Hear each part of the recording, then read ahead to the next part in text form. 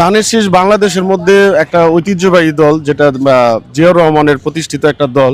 আর এই দলের মাধ্যমে দেশের একটা বড় পরিবর্তন হয়েছে। আর এই দলের এখন যোগ্য নেতৃত্ব দিচ্ছেন জনাব তারেক রহমান। তিনি বর্তমানে আপনারা ইতিমধ্যে দেখেছেন, ওনার যখন 16 বছর পরে প্রত্যাবর্তন করেছেন, দেশের মধ্যে রেকর্ড পরিমাণ মানুষ সমাবেত হয়েছে ওনাকে সংবর্ধনা দেখার জন্য। এবং যেখানেই যাচ্ছে সেখানে রেকর্ড পরিমাণ মানুষ দিন রাত অপেক্ষা করছেন।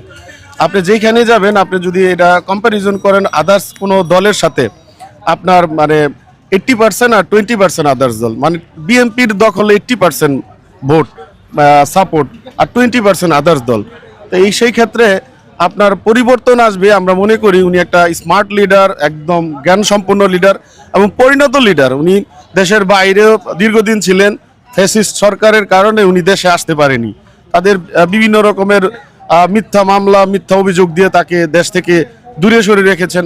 আমাদের প্রয়াত বেগম খালেদা জিয়াকে অত্যাচার করে তাকে দেখতেই পেরেছেন, তিনি প্রয়াত হয়েছেন, দেশ ছেড়ে পৃথিবী ছেড়ে চলে গিয়েছেন।